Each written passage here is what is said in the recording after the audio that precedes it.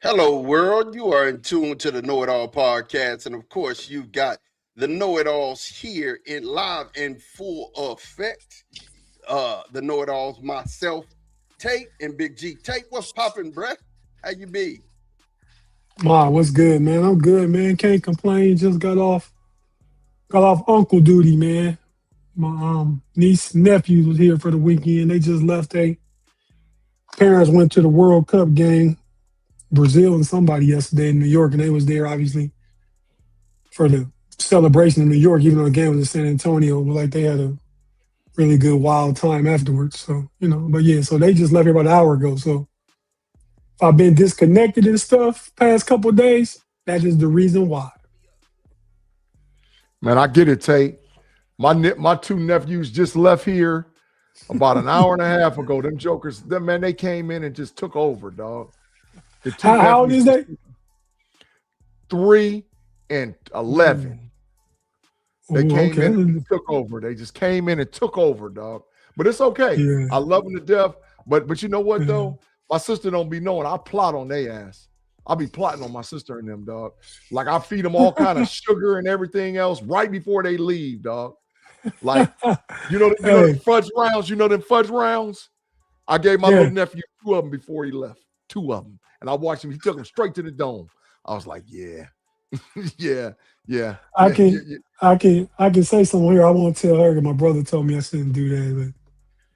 But me and my wife took my niece and nephew to this park yesterday, right? It's like in a wooded area, real nice park in a wooded area. Mm-hmm. And I go sit on the bench. I ain't walking around just as long as I can see you.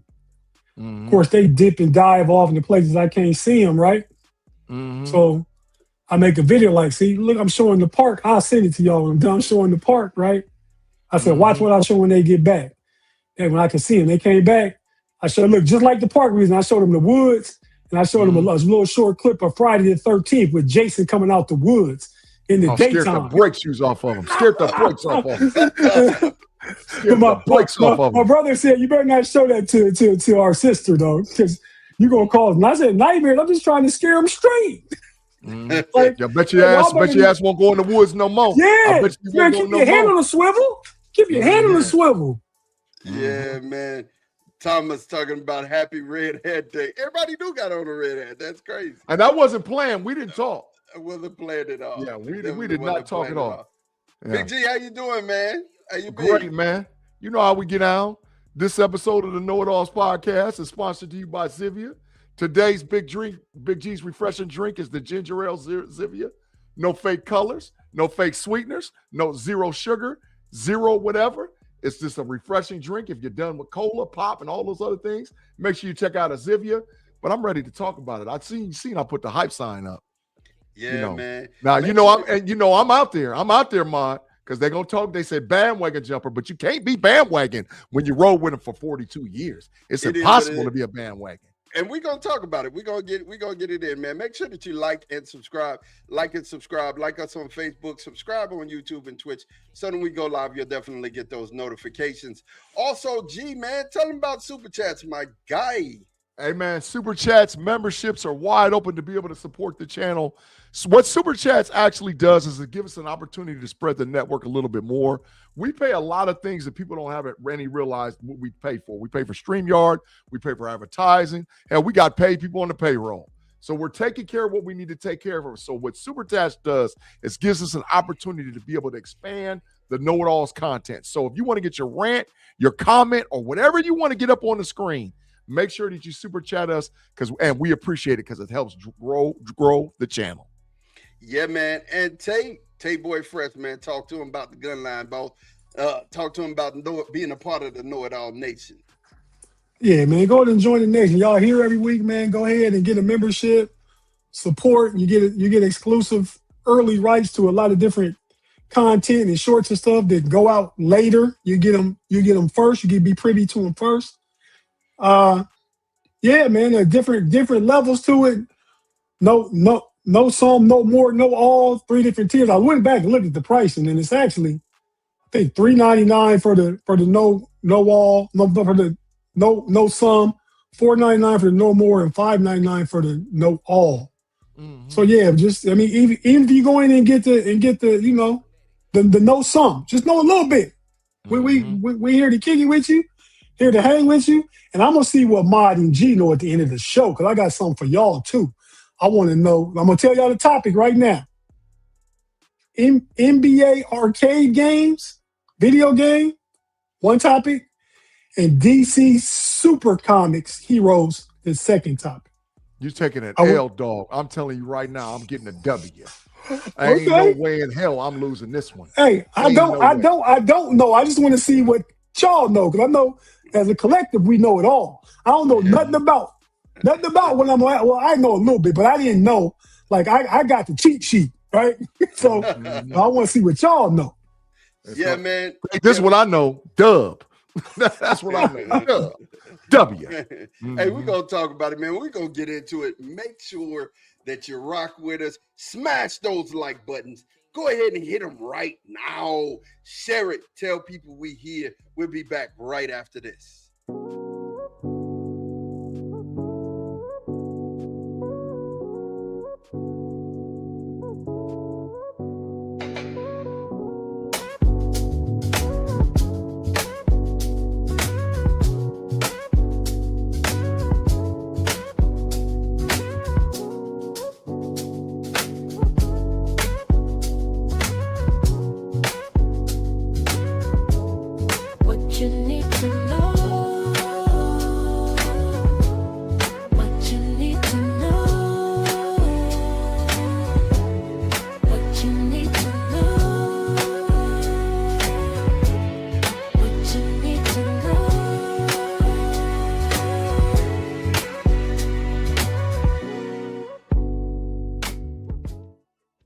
And we are back, man. Look, let's talk about it. The Knicks are the champions of the NBA. They won the NBA Finals, beat the Spurs in 5 games. Man, let's talk about it, man. G, I'm going to let you talk about it first, brother, because, has the ghost of John Starks been exercised at this point for you? Hell no. I'm gonna forever stay. It's just got less sting. It's got less sting. And for all y'all that don't know, right? Tate knows, Mod knows, because they my family. I've been a Knicks fan for a long time. Now I left for a little while. I took a little hiatus because I couldn't take it no more because I couldn't stand Thibodeau. I couldn't take it. But I was pissed off at John Starks in 94, 95. And I've been carrying a grudge for a long time. But 53 years and the Knicks got a chip? I mean, what are we talking about here, bro? So I can't all the way be mad at Starks because they finally accomplished what we've been trying to get forever, a championship. But no, hell no. Hell no. And congratulations to the Knicks, man. It's about, listen, and we're going to talk about it. I'm going to give Tate a chance to answer because I'm telling you right now, this team is unbelievable. How they built the team, what they did to accomplish this thing for the Knicks, it's just unbelievable. And I'm going to talk bad about San Antonio, too. That little ugly, dirty lake down there, river, whatever the hell it is in San Antonio. They're a little ugly. Get them out of here. Get the Spurs the hell out of here. Get them gone. Hey, man, you deserve to do your talking today. Man, Tate, the Knicks did it, bro. 53 years, man. Spike Lee, Fat Joe, all of the Knicks fans were there. They were in attendance, man. And, hey, man, how you feeling about it, man? Knicks did it. I was rooting for San Antonio. I had nothing against the Knicks during the Pat Riley era. I rooted for the Knicks at the time. I mean, that wasn't my favorite team, but I did root for them. Like when they was in the finals, even in '99 against the Spurs, I was rooting for the Knicks then. That's but then facts. I was always a Cavs fan, like the Craig Elo and all them fans. But when LeBron came home, got drafted, that's when it went full go Cavs all the time. Nobody else. And even when he left, I didn't leave. I just knew we weren't going to be in the playoffs, so I was rooting for the Boston Celtics against the Miami Heat because he left us. But as far as the champions go, shout out to the Knicks, man. Well deserved. They played the best basketball as a collective throughout the playoffs as a team. I watched a Cleveland podcast earlier, one of them, the 92-3, the fan, I believe, in Cleveland. They said they went 16-2. Knicks went 16-3. They lost twice to Atlanta Hawks. Only other loss was to the one game to the Spurs. Facts. as we get into it, and I'll go more into it. But I'll just say this: I'll say the Knicks played the best ball, but they were the Spurs had opportunity. They did. They did. The Knicks were beatable. I mean, I didn't think at the beginning, and it did, that experience would play such a factor in it. And My goodness. The coaching, players, everything. Yeah. Coaching and experience played a big part in that. Which is why, with talent-wise, the Spurs could run it up to the third quarter. Then when they got crunch time, they taking bad shots and experience, missing free throws, choking. Bad rotation with the coach. Mike Brown been around for 20 years. Don't seem like it. But he was LeBron coach when he took them to the finals against the Spurs back in 2007. Mike Brown been around a long time. That's facts. So yeah, man. I mean, that's my fault real quick. Shout out to the Knicks and Jalen Brunson. No cap and no hate and no excuses. Tate, one of the things that I think worked in the favor, when they got rid of Tibbs, they bought over OG Anunoby, right? OG Anunoby, he's only been there 2 years, right? He was there last year, though. They just got rid of Tibbs. Okay. At the end of last year. Tibbs was the Chicago final last year, and they fired him. That's facts. Okay. That's facts. So when we're talking about this, Tate started to hit on this a little bit. We're talking about coaching and coaching experience, and the fact that when it came down to it, Mike Brown outcoached Mitch Johnson, right? And that's diabolical. Just to say that out your mouth is diabolical. Yeah. Did Mike Brown outcoached him? Come on, dog. Mike Brown, a good coach. Mike, like I said, he's been around 20 years, coached under Steve Kerr, coached with Tyrone Lue. He started with Greg Popovich in San Antonio. That is facts. But Mike Brown has been known to drop the bag. Like that got his ass out of Cleveland. Dropping the bag. God, they shipped him out. I think back then Cleveland kind of got him out of Cleveland when they weren't putting pieces around LeBron, which is why he left too, though. I mean, he took him to a finals with Boobie Gibson and Ilgauskas and Sasha Pavlovich. Where are those guys at now? Nope. Go ahead, I'm just defending Mike Brown. So that's GOAT talk, what you talking about, what you just said. That ain't got nothing to do with Mike Brown. That's GOAT. GOAT did that. Let's be clear about that. The GOAT did that by himself. Mike Brown. No coaching involved in that one. So Thomas, this is a good stat. Knicks playoff net rating plus 15.5, second best ever, just ahead of the 2000 Lakers. Who was number one in that? Who's number one? Gold State. Yeah. Yep. Okay. Yes, Golden State. I think that first year with KD, it could have been the 2014 Golden State. I think that first year with KD.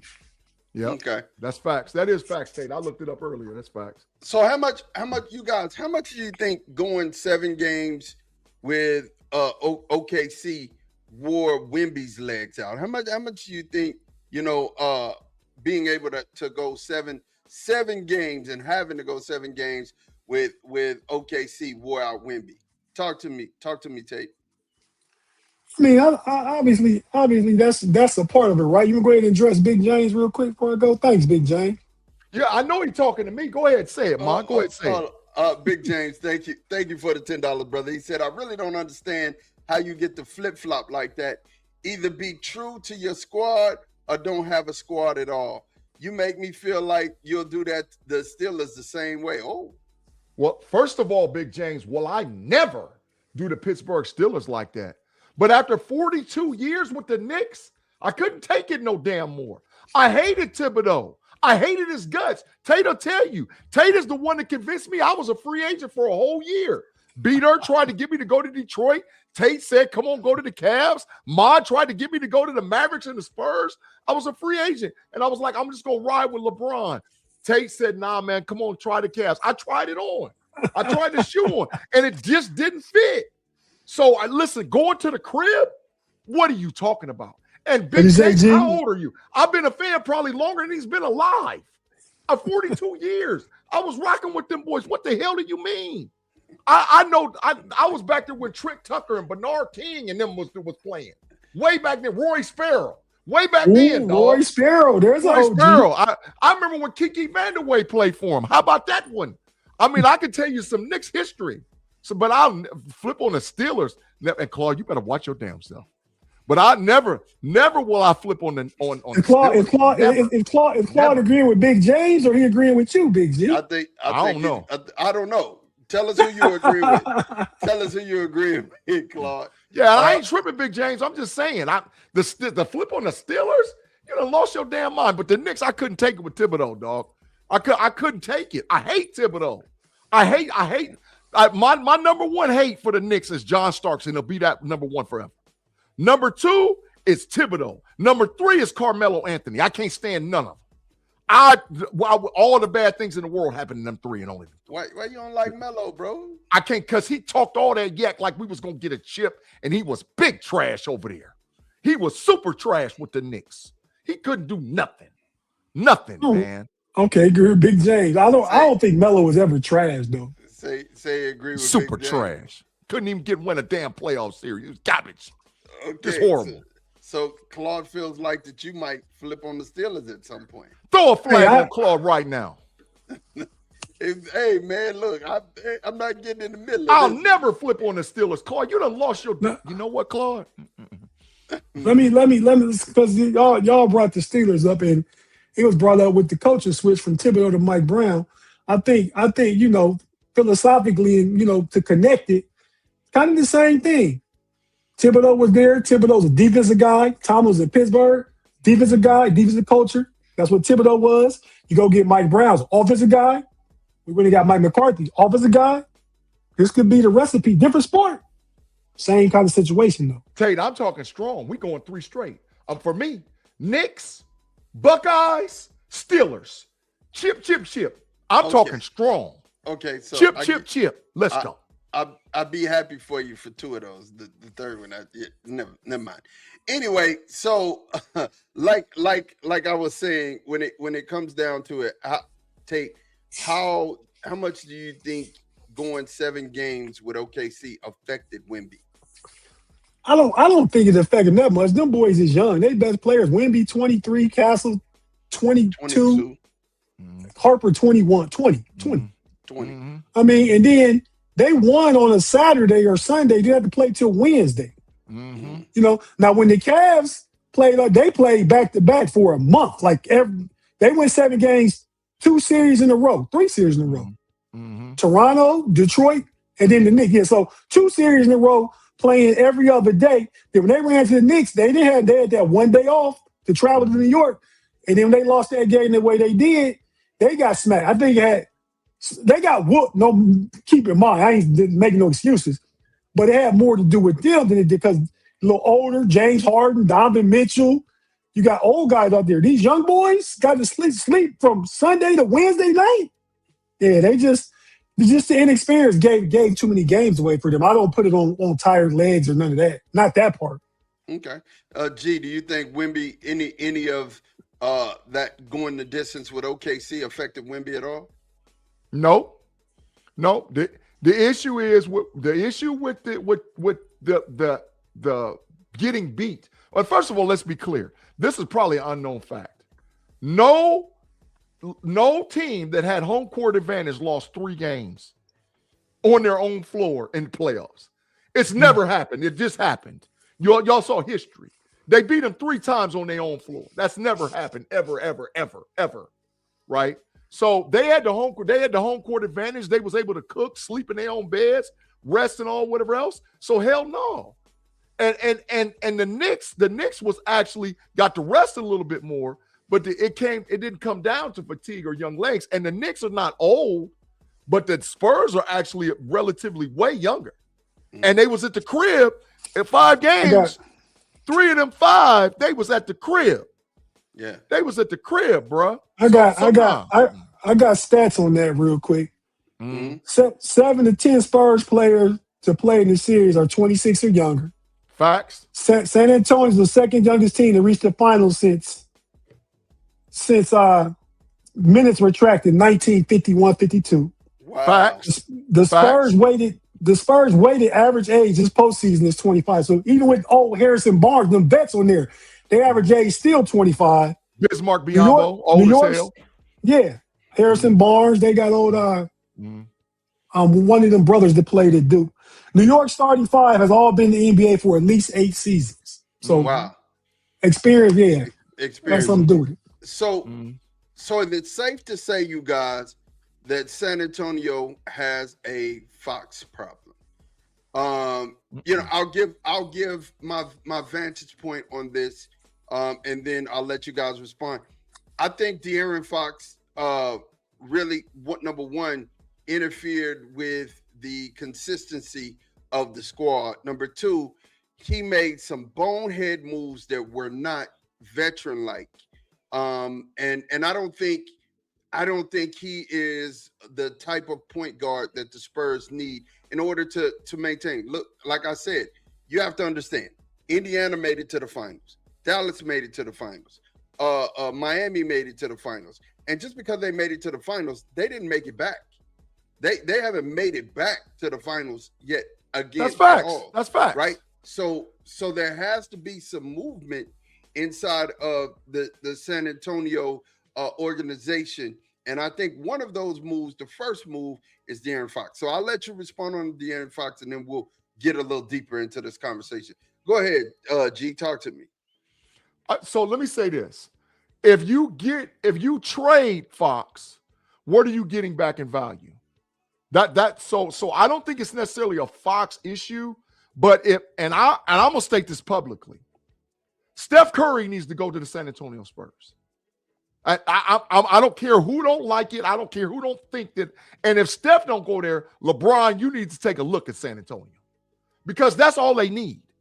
So if you take Fox out and you put Steph Curry in there, or you take Fox out and you put LeBron in there, the Spurs gonna win multiple championships. The issue it wasn't necessarily Fox issue. It was a coaching issue. The coach didn't see. He did the same thing Pat Riley did with John Starks. Pat Riley let him shoot him out the damn game 7. He let Fox shoot their ass out. You up 29. They go down and shoot 8 straight threes and lose. That's not a Fox problem. That's a coaching problem, because the coach let him get away with it. So they just need one of them wily old veterans. Man, like I said, LeBron would see something and they'd be like, run it again, because they can't stop it. So, and that's where I'm not saying it's a Fox issue. It's a coaching issue that needs to be communicated to the players on the court. And Fox, for whatever reason, him and the rest of them jokers, they was jacking threes up like there wasn't no tomorrow. And so that's not necessarily a Fox issue, because if you get rid of him and you don't get a good player, then you're taking steps backwards, in my opinion. They need a thug. They need a guy that can do all the dirty work, and they need a true veteran that can slow them down and get them in the right sets. Well, hold on. We're going to talk about that here in just a second. Tate, what do you think about De'Aaron Fox and his play during this series? Well, I guess I agree with you, because I said what you said before I heard you say. De'Aaron Fox was a problem. He's a defensive liability. He's gonna be 29 years old December this year. When beginning next year, he'll be 29 years old. Mm-hmm. He got $229 million left on his contract. Mm-hmm. On his current, his next year, $49.5 million, 27, 28, 53.4, 57.4, then 61.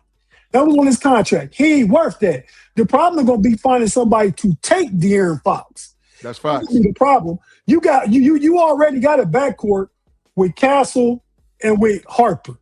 De'Aaron Fox, he's supposed to be that veteran that you said they need, Big G. 9-year-old veteran. He the one go down the court after they get a steal, bring the ball out, get fouled, shoot free throws. Y'all get out there to read it with that W. Mm-hmm. That's Fox. Try and get a layup. OG block the ball, get the Knicks on the break. They got the ball. Now they go down and get a basket. And then that just it was 8 seconds left or something, 10 seconds left when he did that. 12. Kept the Knicks alive, right? Kept the Knicks alive instead of just pulling it out, because you had one of those shot clock was off.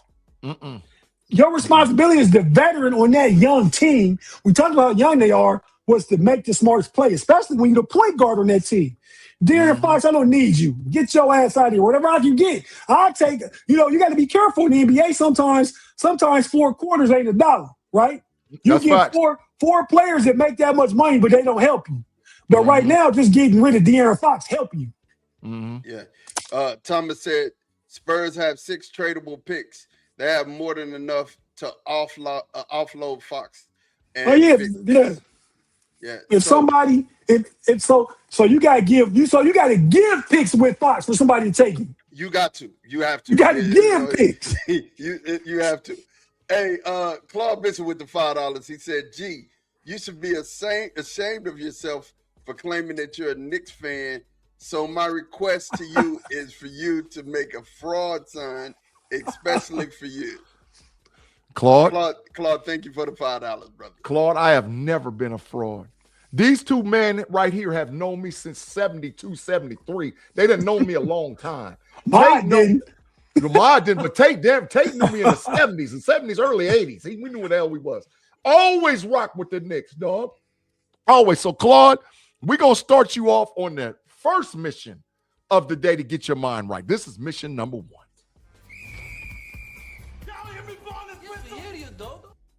Flag on the play, Claude. Now, I'm telling you, be careful. I'm telling you, because I got something for you, Claude. I'm telling you right now, all this trying to do call me out and say I ain't a Knicks fan. Do you know I'm still to this day pissed at John Starks? Still to this day. I mean, I was smacked. Look, you know what? I don't want to. Can I give you somebody else you should be mad at? Who? You remember Charles Smith blowing bunnies? Oh, I wanted to punch him in his throat. You remember? I wanted to hit him so bad. I was mad. I tore a couch up behind that mess, man. So what about Patrick Ewing and when he should have dunked it and he just laid it up? You ain't mad at Patrick Ewing for that? No, I ain't mad at Patrick Ewing, dog. That's my dog. He ain't getting no chip, but Patrick Ewing top 5 Knick all time. Let's be clear. Okay. All right. Oh no, they were talking last night, Shaq and Barkley, and then with Brunson and his dad, Rick Brunson. Happy birthday, Rick Brunson. Same thing. Him and my cousin Lamar, y'all know from the homies. Birthday today, happy birthday. Born the same day. But Brunson told them last night, looked at his firstborn, look at his baby boy. Said it might be arguing you be the second best Knick, but Pat Ewing the first best Knick. Daddy said that. What? No. The greatest Knick ever is Willis Reed. Willis Reed is 1. Patrick Ewing is 2. Probably number 3. Oh, it's either Pearl Washington or Walt Clyde Frazier. And then number 4 is probably Brunson, probably number 4. Okay. Yeah, because Pearl, it goes Willis Reed, Patrick Ewing, either I'll go Clyde Frazier, and then I'll go Pearl, and then I'll say Brunson. Okay. All right. I got I mean, Willis Reed, though? Willis Reed is the freaking GOAT. Compare stats to Patrick Ewing stats. Willis Reed don't even get mentioned in the top 10 centers of all time. Man, Willis Reed came back off the injury, walked in off the court, and the Knicks got the chip. No, hell no. I think. But what did you ever look at his stats in that game? That was more of a let me boost my team up by showing up, walking out here. But you ain't put in no work in the game though. But he balled all year though. Now I see somebody over there talking about Bernard King. He up there. Bernard King up there. Willis Reed. Yeah, Bernard King up there. But Willis Reed, Patrick Ewing, Pearl Washington, Walt Clyde. I think Monroe. Clyde Frazier? Yeah. I gotta give you Clyde. I think Pearl Washington. Not Pearl Monroe. Pearl Monroe. Earl to Pearl Monroe. Yeah, Pearl Washington played at Syracuse. I mean, he played point. Yeah, Pearl Monroe. Yeah, I'm saying, but Pearl Washington's from Syracuse. He's from New York, but played at Syracuse. Two different people. Facts. You know, but Pearl Monroe is Black Jesus. Oh, clearly. Yeah, he's the Black Jesus. Yeah, clearly. And see, that's how you know, Tate. I know about them Knicks, how they was some dog. Hell, people don't even know Bill Bradley was on the team. They don't even know Dave DeBusschere was on the team. Hell, they don't even know Phil Jackson was on the damn team. The diabolical triangle former for the Chicago Bulls. He was the 6th man. That's how long I've been around the Knicks. I know all of that stuff, man. So they talking strong to me, Tate. Tell Claude. Claude, I wish to God you would, Claude. I wish. Talking about I ain't no Knicks fan. I just love him because I couldn't stand Thibodeau. I couldn't. Tate knows that. Tate knows I hated Thibodeau. I hated his guts. I'll say this. I don't think Claude was a fan of Tomlin too much. He ain't leave though. So what? I ain't leaving the Steelers. I don't give a damn. Listen. What if we go 2-15 the next 3 seasons? They still bring McCarthy back for a 4th season.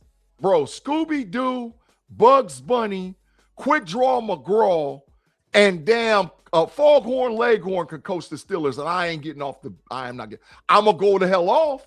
I'm gonna be wearing a shiesty all the time. I'm gonna be mad as hell. But I ain't leaving Pittsburgh. But I couldn't take it with Thibodeau, man. I tried, Tate. I did. I know you were a Knicks fan for a long time, and about the second year, Donovan Mitchell played his 4th year. The second year he came to Cleveland, you came over to the Cavs. But you were a Knicks fan for all that time. We was doing a Cavs podcast that first season, then you built on that. So I don't think his heart was ever in it. I couldn't do it because I've always been about the Knicks. Listen, I love the Knicks, man. I love them, man. But I couldn't deal with Thibodeau. I couldn't do it. I tried. I just couldn't do it, man. Sorry about that, fellas. Sorry about that audio issue. You got Claude problems in these streets. Yeah, Claude. I'm giving you fair warning, Claude. I didn't already. Why you the mix? I mean, he got curb problems in this space. Curbing problems. Technical issues. But here's the deal. So this is what I want to ask you guys. If you were, because remember, I said this, Indiana made it to the finals. Miami made it to the finals. Dallas made it to the finals. None of them have repeated, right? What would you do to fix the Spurs? Me, I got some suggestions. Rudy Hachimura, I think that's a person that you could bring in to help the Spurs. He's better than Johnson. He's better. Oh, you than think Johnson. so? Johnson was 6th man of the year. Rudy ain't never done that. He's taller than Johnson, plays better defense than Johnson, and he can shoot better than Johnson. Those are my 3 things. He's the vet too. Then Giannis is out there. No, hell no. You need a power forward to be able to fix it. You need somebody who could play traditionally down low, let Wemby play his game. And then the third thing, you need to get off De'Aaron Fox contract and get that out of here, right? So if you guys were the general manager, before I put Claude's comment up, if you guys were the general manager, how would you fix this? I'm going to start with you, G. How would you fix it? Steph Curry. It's that simple. Do whatever you got to do to get Steph Curry out of Golden State. They need a veteran that's going to teach them how to win a chip. Option 1 is Curry. Option 2 is LeBron.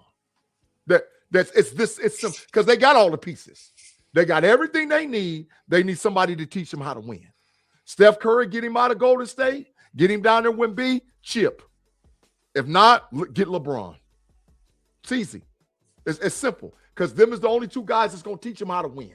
That's left in the league. The only 2 guys. And they both, and I'm not saying the Spurs ain't hardly paying nobody. You get off a Fox contract, this is easy. Yeah. You get Fox the hell out of there, it's easy. Steph Curry. It's simple. It's simple. Tate, Steph Curry. Tate, how would you fix the Spurs? How would you add to them to keep them in finals contention? Because I think both y'all is putting out your wish list. Steph Curry not leaving Golden State. Giannis could work, but Giannis made it clear he want to go to Miami.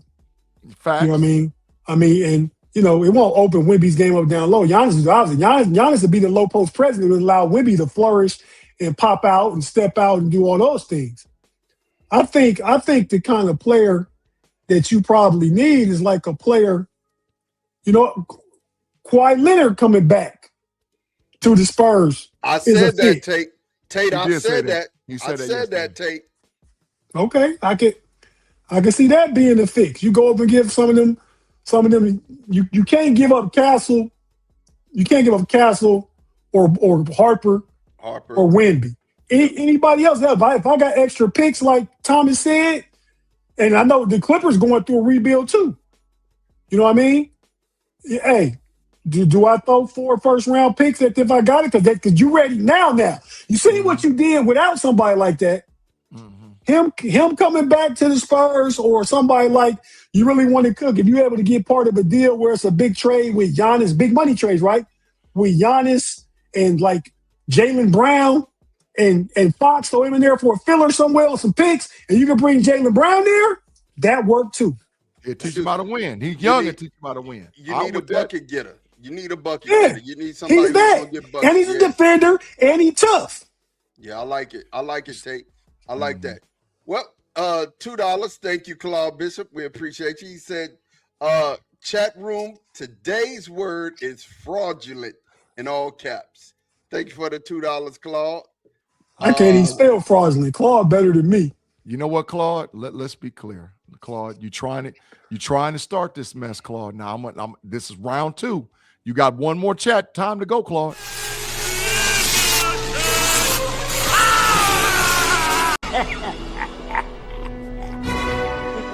I have waited a long time for this moment.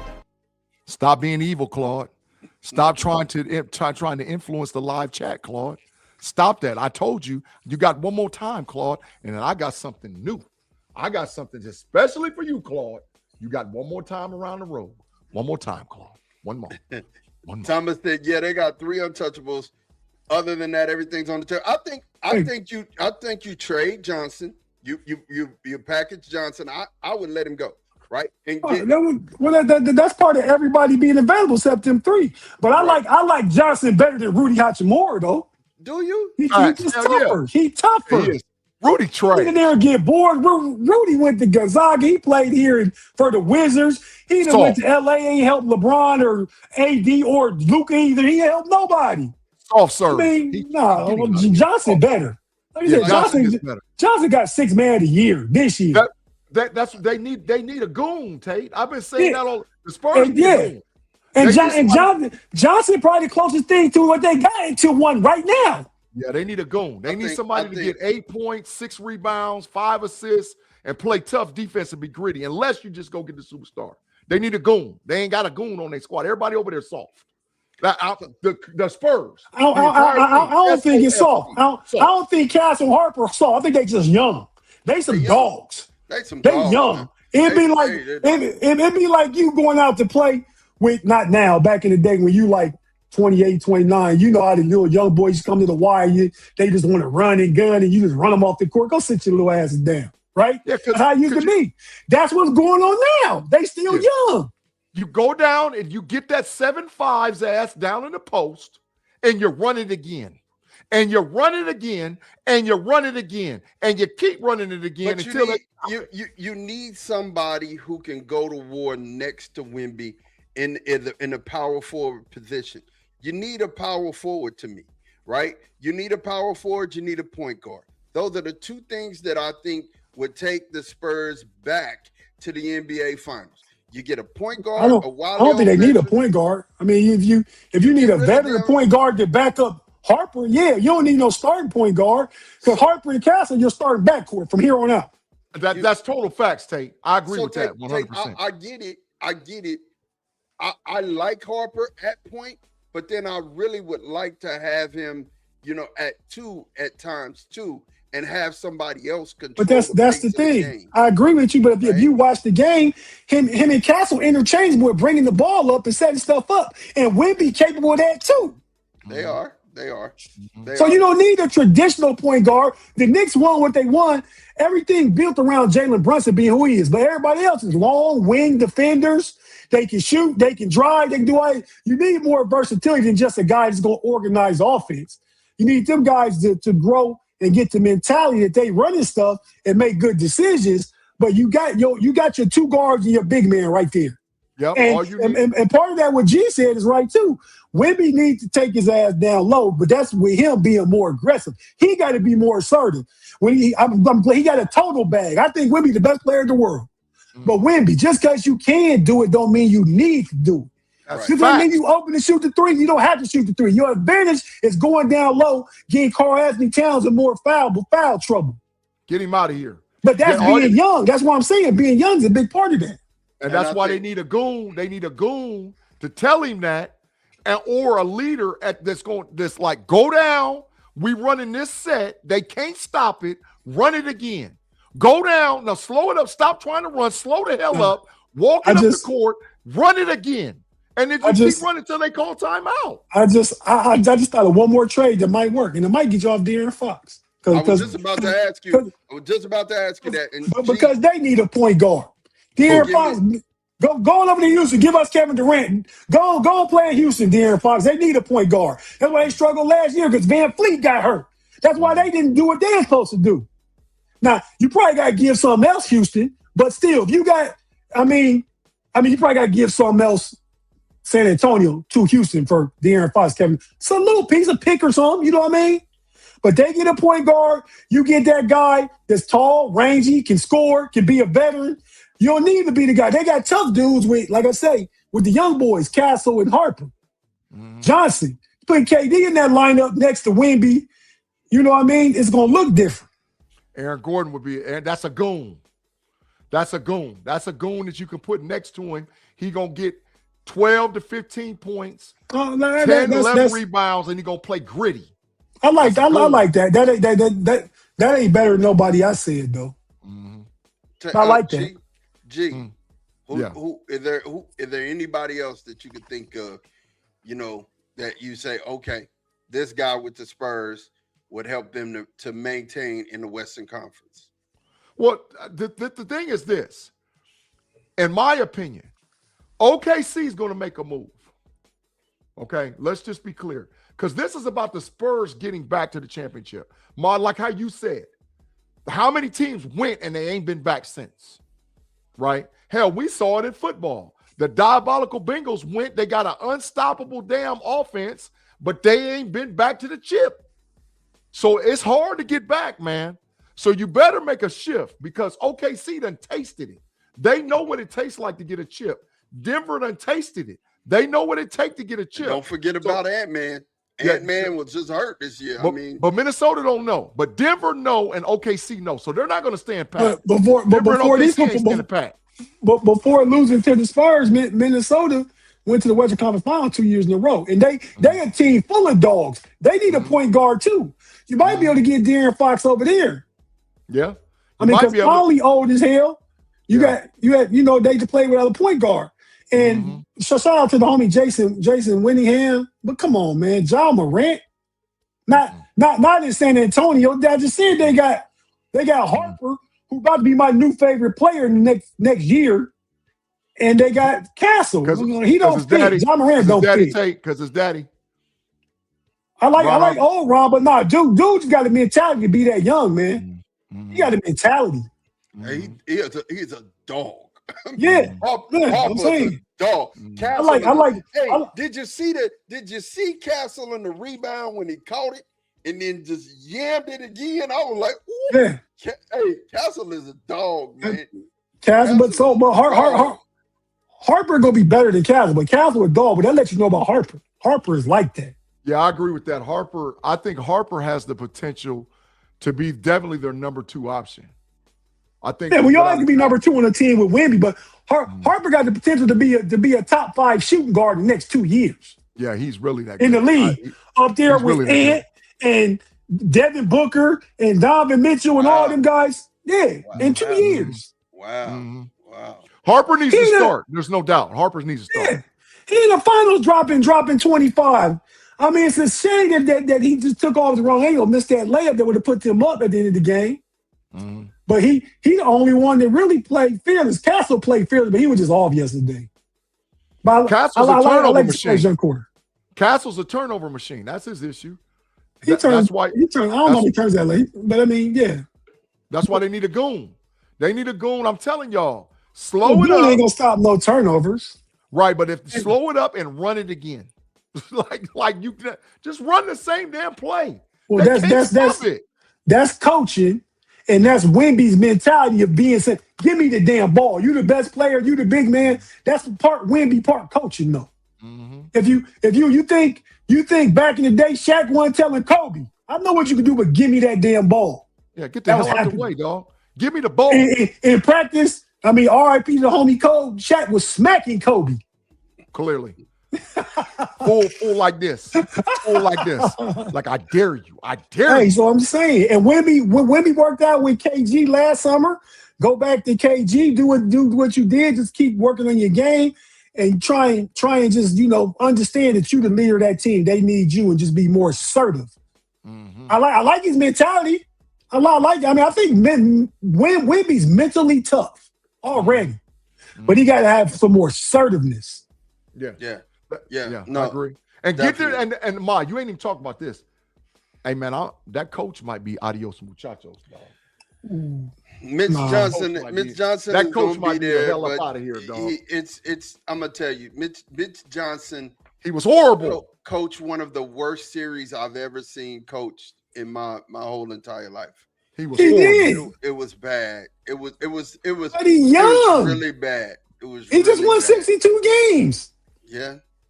He pop boy. He came up through their system. If you fire him, that's like Pat Riley would have fired Spoelstra back in the day. Don't move too fast. Yeah, no, you're not going to move too fast. Who did Riley fire though to put Spoelstra in? Riley fired somebody to get rid of to put. Yeah, but he fired Van Gundy and came in and took his place in the finals. Then I think he might have stayed one more year. Then he brought Spoelstra up out the film room because he had been grooming him. Yeah, hair slick back and everything. Pop can't come out them stands. He was up there looking like he had, something going on mentally. He looked like he was lost a little bit, so he can't come back to the bench.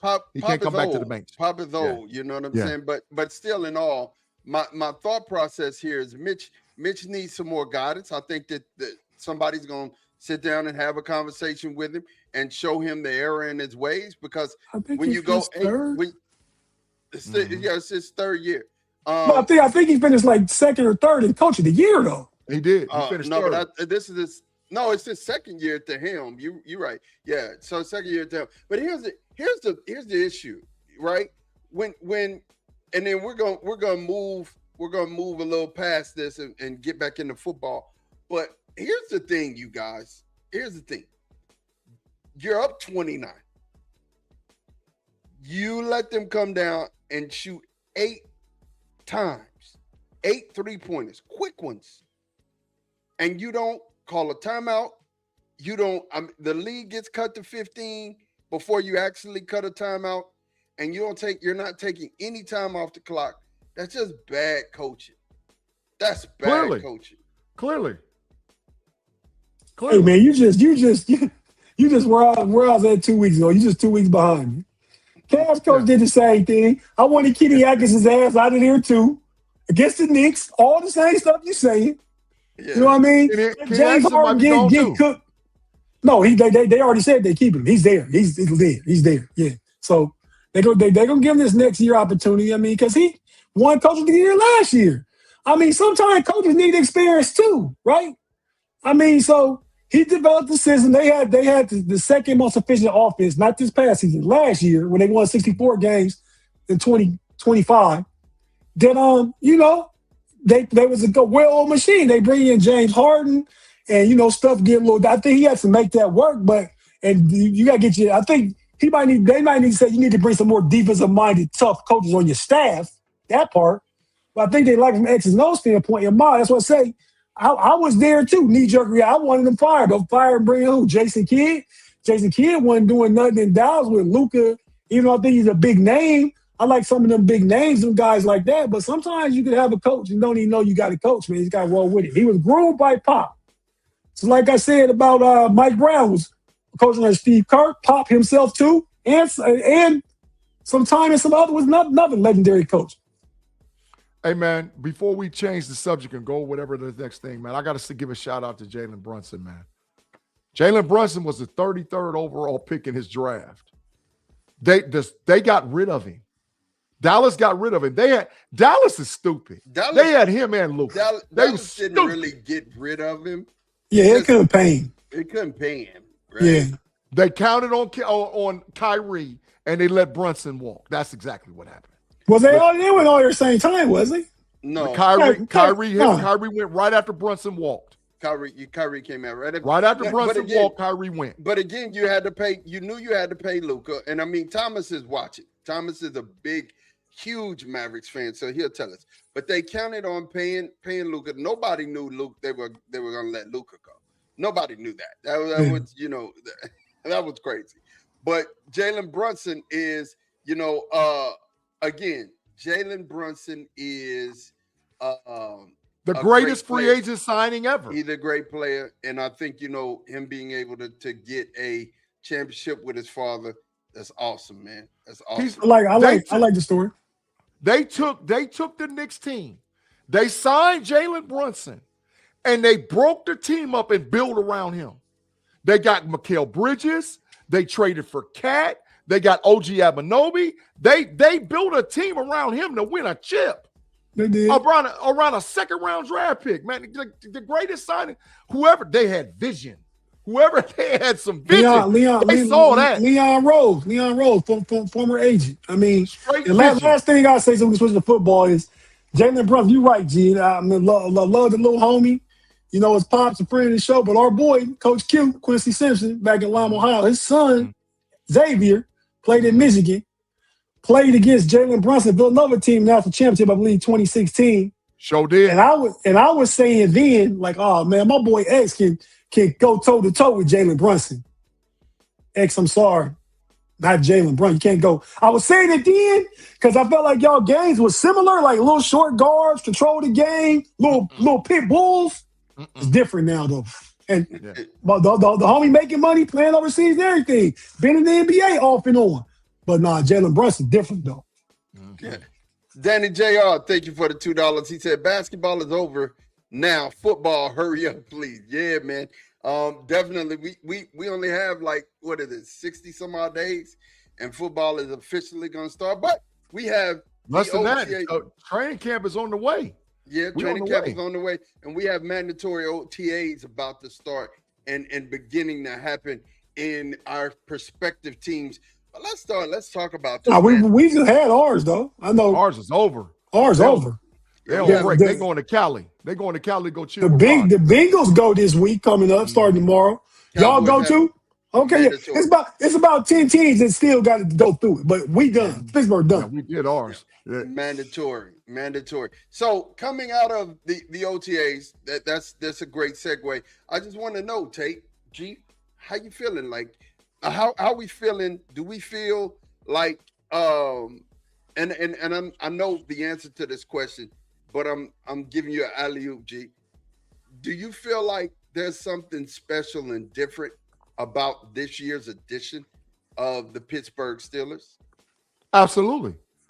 The biggest concern that I have for the Pittsburgh Steelers is inside linebacker. Outside of that, I have no concerns. I think we have the best 53-man roster that we've had in probably 10 freaking years. And we have a great coaching staff. We got a brand new scheme. You ain't seen nothing on film. The Pittsburgh Steelers is a problem. Inside linebacker, I'm not sold all the way on Queen and Wilson. I'm just not. Especially by now we're in this dead period and I'm watching more and more film of last year. Even though Patrick Graham wasn't the coach last year, I just saw fundamentally bad football out of Peyton Wilson and Patrick Queen last year. When they were in position to make tackles, they didn't make tackles. That ain't got nothing to do with the scheme. You make the freaking tackle. So I got an issue with Queen and I got an issue with Wilson. Hopefully they can fix it. But if we had a stud middle linebacker, I would be saying Super Bowl because I believe that much in this team. I think the offensive line is going to work out like there ain't no tomorrow. We have the best 10 offensive linemen we've had in a long time. The receiving core is outstanding. The tight ends is outstanding. Running backs is outstanding. Aaron Rodgers is ready to go. The cornerback safeties is outstanding. The defensive line rotation we have is outstanding. Yeah, inside linebacker. So can we get beat? Do we got to stay healthy? Absolutely. But the Steelers is ready to go. They're ready to go. Tate, man, you did a piece earlier in the week, and it was talking about chemistry. I spoke about it in Mod's Moments. How excited are you about seeing the actual chemistry and camaraderie of the Steelers this year? It's different, bro. It's different, and you can feel it. It's exciting. Talk to me, man. Well, I think anytime it's change is always exciting, right? I mean, because you don't know there's an excitement in not knowing what's going to happen next, right? So you don't know. So there's excitement with man, a new defensive play caller, a more aggressive play style. It's exciting in a new offensive-minded head coach. We're going to throw the ball more. We're using the middle of the field. But my biggest excitement with the Pittsburgh Steelers is AR. He ready. He never been to training camp the last 4 or 5 years. He don't do the OTAs, not training camp, OTAs. He been there. He looked like he been working out all offseason, getting healthy, getting strong. And because it's his last run, he giving everything into it, which is why he was at OTAs, which is why he's reaching out to guys, just establishing those relationships, which is why he's trying to work with Russell Wilson and Jerry Bernard and doing extra stuff with DK Metcalf and Michael Pittman. And he's playing an offense that's familiar with not just his coach, his friend, Mike McCarthy. Yeah. So I'm really looking forward to seeing what he do. There's a lot of people, my homies on the homie, pay and be dirt. They don't think Aaron Rodgers the answer. He might be the answer for the future, but he the answer for the right now, and y'all about to see it. Yeah, he's the answer because he's the gazoo. That's why he done hit that damn time machine, and he's saying, look around, dum-dums. It's time to go. The gazoo is ready. I don't give a that. Listen, Tate 3,300 yards with nobody. The gazoo is ready. The gazoo's ready. Come on, man. They can talk all that yak they want to. They ain't ready for us. So they're not ready. Mark Cunningham, you actually just went ahead and got to my segue. We've been hearing a lot about another wide receiver. I heard that mess today. I was mad as hell. Go ahead. Coming to Pittsburgh. What do you think about Pittsburgh getting another wide receiver? And we know who it is. Talk to me about. You got to say about who? Tell me who. Like, I've been disconnected for the weekend because I had kids. y'all raised kids, so it's different to me. My little nephew was here taking a little water bottle, so I don't like all that water bottle squeezing noise. I said, boy, you better throw that water bottle away. So y'all probably got the patience because y'all grew kids up, right, to adults. Now, I've always been the best uncle. And when you come over, I say, Uncle Kevin, now some of that stuff get on my nerves. So I'm just now getting back plugged in. So I'm saying, what wide receiver y'all talking about? We were just, G is going to tell you, we were just talking about that today when kids like, Daddy, Uncle. You be like, what, man? Look. What did you want? What do you want? Go sit down some damn where. This is in the streets, dog. In the Steelers streets, I heard it. Hear what you guys say. I have no idea. I'm gonna give you a knee-jerk reaction. What I think. Thumbs up or thumbs down. Go ahead. In the Steelers streets right now. In the streets, I'm talking about a lot of Steelers podcasters is talking strong. They saying the Brandon Ayuk is back on, and the Steelers is gonna go after Brandon Ayuk's. They saying that they going after Ayuk, and I said, what? Brandon Ayuk's? Now I don't. Tate, you just give me you tell me what you think. I don't. Okay, I'll tell you what I think. Oh, go ahead, Mark. No, I was gonna say. So, Tate, talk to me, man. Kind of give me some dialogue around why having a receiver like Brandon Ayuk will be beneficial to the Steelers roster. Because it's just another weapon, right? It's another weapon for Aaron Rodgers going out his last year, guns a-blazing, right? So also, I don't know if y'all saw.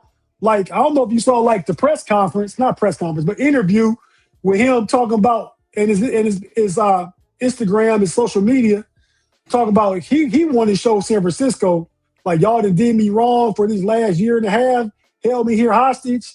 He said they scared to release me. So is it to me, I'm not saying do it, but if they got it, I wouldn't be mad at it. I ain't saying I want it, but you're saying it's out there.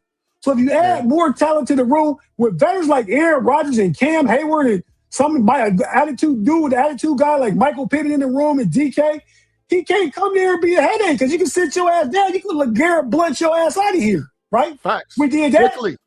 We did that. Yeah. So, but no, I mean, I feel like, that's the last time that he got to play. That's the last time we seen him. So do you bring him in and see what he look like if that's what you're going to try? I don't know. I could go with or without, but if they did, I wouldn't be mad because it's another weapon, and now your wide receiver room's set. Yeah. And the 49ers will pay most of the contract. Yeah. The only thing is, Tate, because of the camaraderie and the team building that we've done from the coaching standpoint, along with the players, these guys are close. I mean, like I heard on the Steelers streets today that Aaron Rodgers is inviting the entire receiving corps, including the tight ends, to go to California with him for 2 weeks. Like I heard today that all of them's going out there. Roman Wilson, Ben Skoranek, DK Metcalf, Pittman, Bernard, Washington, they all going out there. That ain't no surprise. I did a take about that 2 weeks ago, going back to Malibu. Yeah, and I mean, they're like they're confirming it. They're saying they're all going out. It was going to happen. Right. So if you bring a guy like Ayuk into that, does he mess up the chemistry? Hey, that's my question. Big G, you've been in chemical dependency counts for a long time now. Can you bring somebody in that got problems into a group that's doing well, that's successful, that's been through being clean and stuff like that, and it be a help to other people? That can happen. It depends on the person. It can happen, but it depends on the person. That's all I'm saying. I ain't saying, though, don't put me in a record to say I said I want that. I said, you said they talking, and I'm saying if it happened, see what it looked like, I wouldn't be mad at it. But, always been a guy, I ain't mad to have time in the room. We thought Aaron Rodgers was a cancer. We thought Russell Wilson was a cancer. We set our high horse a whole bunch of Pittsburgh Steelers fans. But I happy with George Pickens down in Dallas. Cancer. Come on, y'all. Y'all judgment might be off a little bit. Just judging young folks off what you saw them do with their last job. Let them come work for you, see what they do. You don't know that he's cancer in Pittsburgh. So I was saying this about G. I was saying this to G today. In the Cowboy streets right now, we've heard that Jordan Brooks is on the linebacker. Our dance card. Yep. And it's Miami Dolphins, right? Yes, Miami Dolphins. Okay. It's going to take a 2 and an 8 to get him from Miami, right? Hell, we'll give Miami that for him. That's what I was about to ask you. How do y'all feel? How do you feel about getting a Jordan Brooks to be y'all's inside linebacker green dot? I don't know if he's necessarily. Well, this is his thing. They list him at 6 foot, I think 240. 242, something like that. That's what we already got in Patrick Queen. I'm not necessarily all in on that when I can go and peel a guy off like the Giants inside linebacker. Like what's that kid's name, Tate? The Giants inside linebacker? Okereke. Okereke. If I could go peel Okereke out of the Giants, then yeah, okay, I'm with that. But because I'm not saying Brooks is trash because he led the league in tackles or something.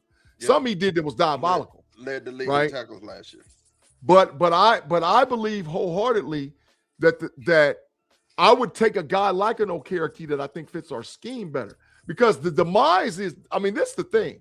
The deal is this.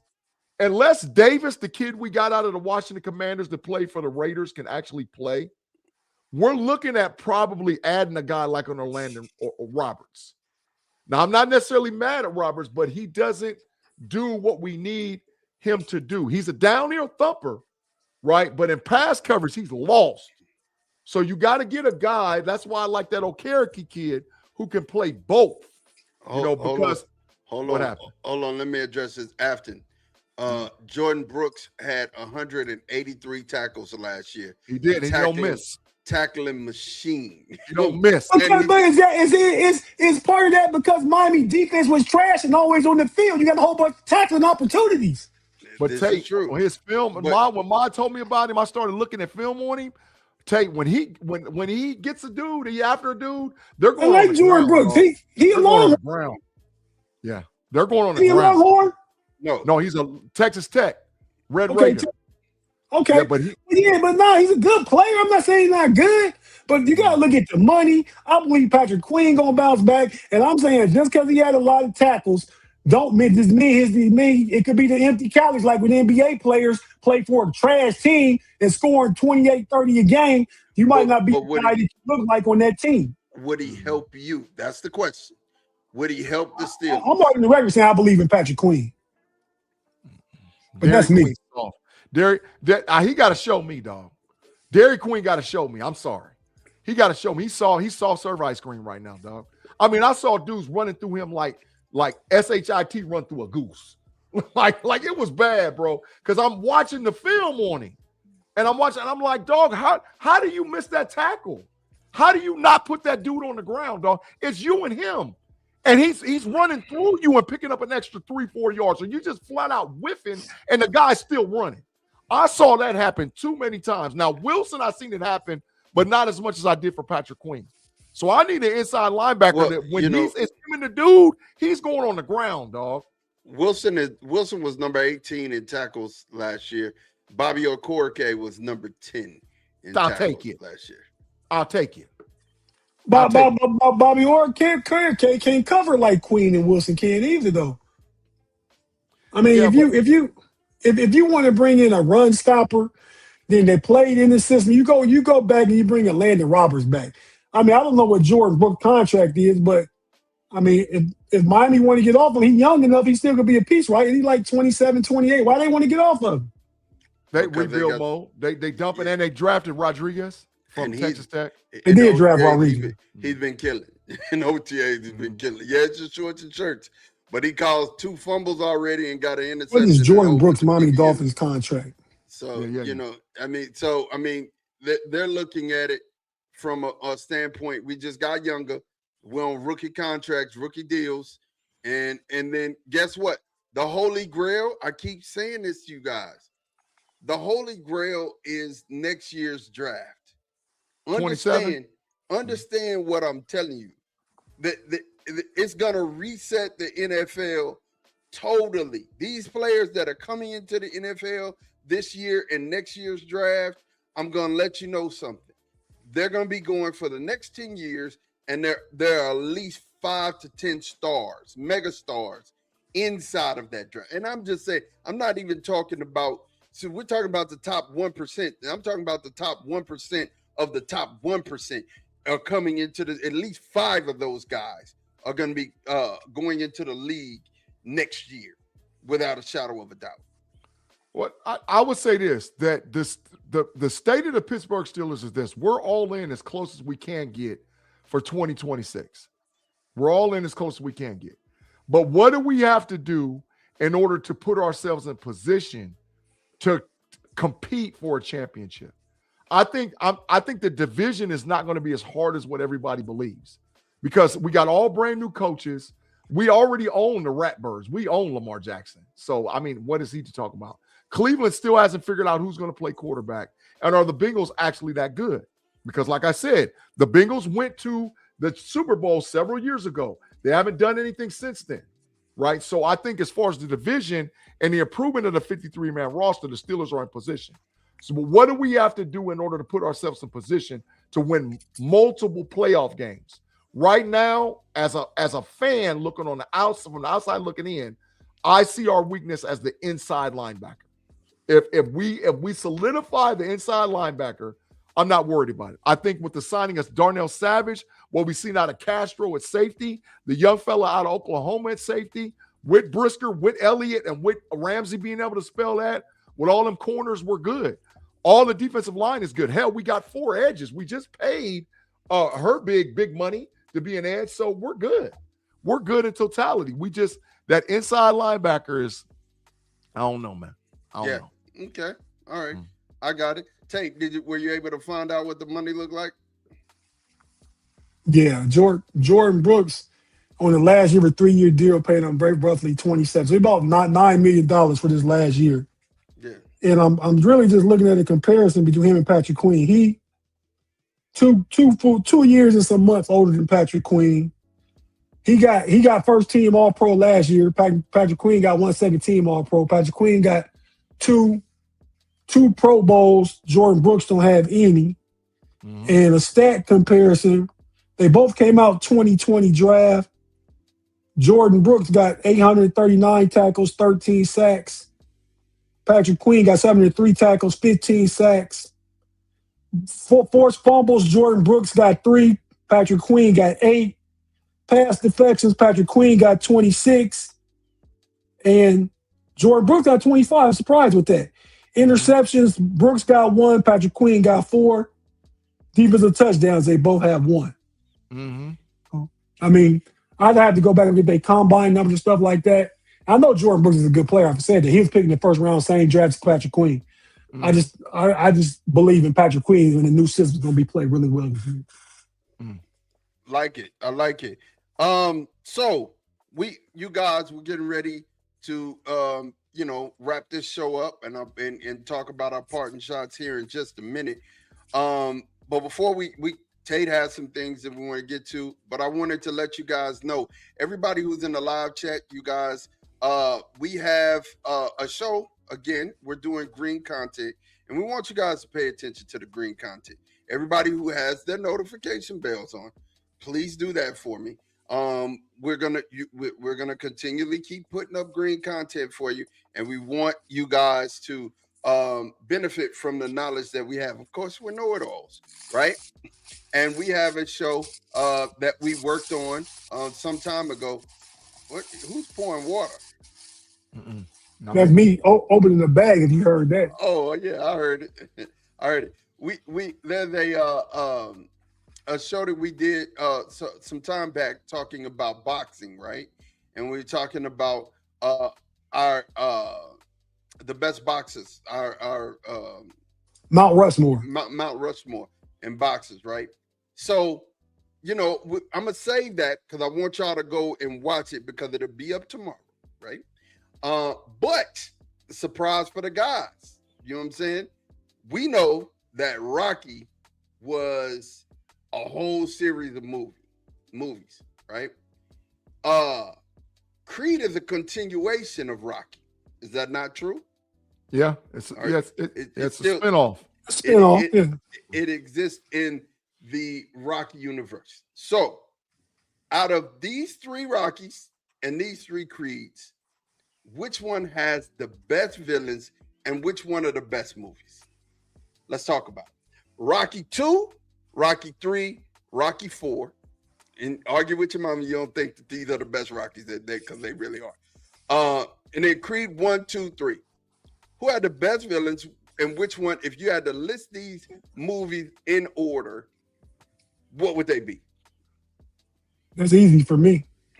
I'm gonna see what Tate say because I think I'm gonna agree with him. Go ahead, Tate. The Dragos are the best villains ever in both of them. Facts. the daddy and the son. That's number Ivan Drago and the son Drago. So we're saying 4 and 2. So Rocky 4 and Creed 2 would be your 1, 2. Yeah, of those different franchises. Okay. Yeah, Rocky and Creed. And then what would be next? For me, it'd be Clubber Lang 3. All right, so Rocky 3 would be next. And then who would be next? I gotta go back to Creed 1. Okay. Yeah. And even before his father with Rocky 2? Because that's Apollo Creed in Rocky 2. What are you asking me?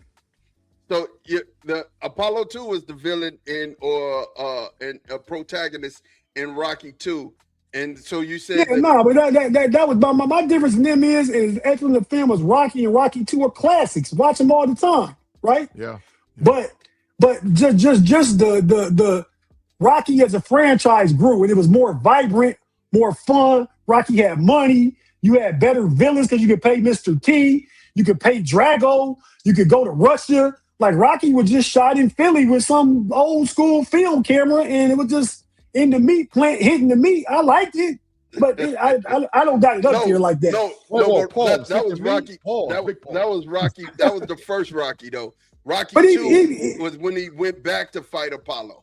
Yeah, he got knocked. They both had to draw. Apollo was mad. I know all the Rocky shit. He still was but the big no Diddy G slanging meat, but still super no Diddy.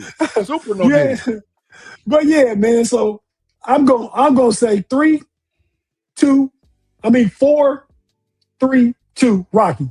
In my order, Okay. And then so you would say Rocky 4 and then Creed 2 because they go together. But are we ranking them together? Yeah. So all 6, not 3 on each side. Right. Oh, that makes a difference then. But I still go Rocky 4, Creed 2. That right there can catch me up on everything. The two Dragos. Yeah, 2 Dragos top. Yeah. G. Listen. Ivan Drago, Rocky 4 is the number 1 movie. The number 2 movie is Creed 3 when Creed fought Ivan Drago's son.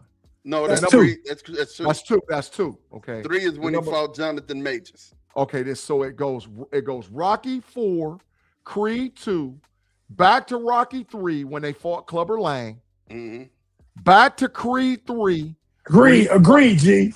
Back to Creed 3 when they fought Jonathan Majors. Because what G's saying is you got the two Dragos, father and son. Then Jonathan Majors is a character really kept based off kind of Clubber Lang type, right? Correct. He is. Yeah. Correct.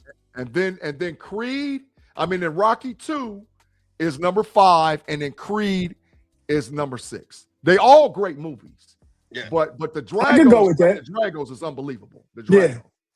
Yeah. I can agree with that. I can go Creed 1, Rocky 2. I can flip it around, but because Rocky 2 was one of the ones that started it all, I got to give them reverence over Creed 1.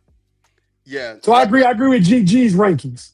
Yeah, and out of the Rocky series, these are the 6 best movies. So, Afton, if you said you haven't watched them all, you need to watch these 6 movies. I never would have guessed Afton was slipping like that. And Afton, you got to watch them in order because it's not going to make sense if you watch them. If you watch them the order we just said, it's not going to make sense. Go Rocky 1, 2, 3, 4, 5, then go to Creed, and then watch the Creeds. Yeah, don't watch Rocky past 4. Don't watch. Yeah, you don't gotta watch Rocky 5. Matter of fact, just watch 2. Watch 2 because 2 starts off and kind of recaps what happened in 1. 1 is boring. It's snooze fest, right? Said like I said that. Tate no, said 2. Snooze fest. Yeah. So 2, 3. Clubber Lang was just pain. You want to see what a real man is? Hey, man, Clubber Lang was classic, bro. Diabolical. Hey, look, and then of course Rocky 4, and then Creed 1, 2, 3. You can check that out. We have a super chat here, man. $10 super chat from Claude Bishop. He said, G, 2 years ago, you said the Bengals were a better ran organization and they always find a way to split with the Steelers. And please make that fraud sign for yourself very soon. And next Sunday, more for NFL, more NFL. You know what, Claude? We've been paying attention to what's been going on with you, Claude, and how you've been trying to influence people over there in the live chat and, say the little diabolical things you say, Claude. But let me tell you something. How you said a couple weeks ago that we got more pictures of you and more footage, Claude, we done put video surveillance on you.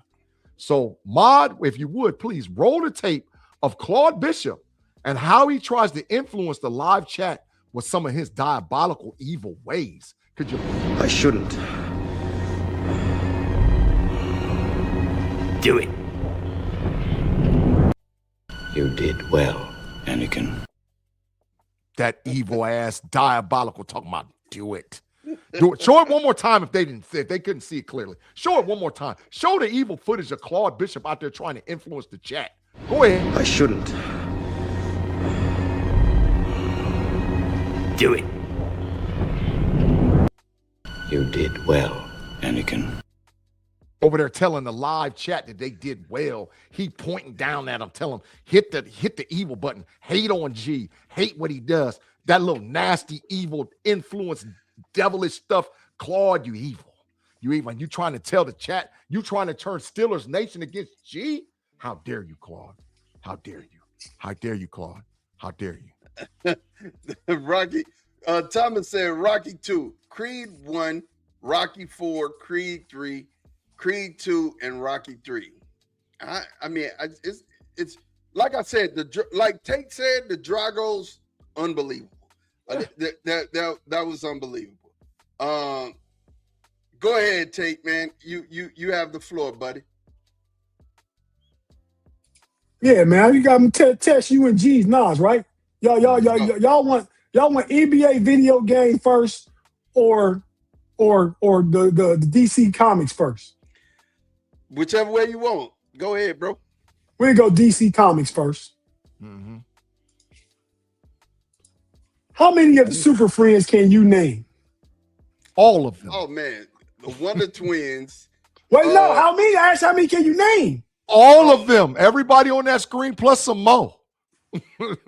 All of them.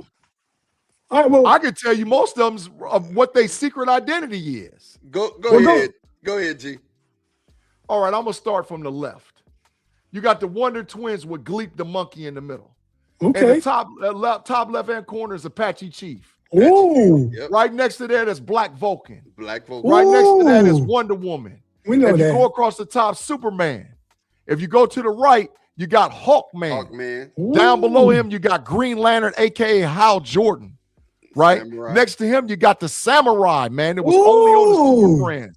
Yeah. Down below that, you got the Flash, Aquaman, Robin, Batman, and Firestorm in the middle. I know them all, dog. Yes, Wow. All of them. Yes, All sir. of them. Yes, All sir. of them. Big G and Bob with the 100 for 100.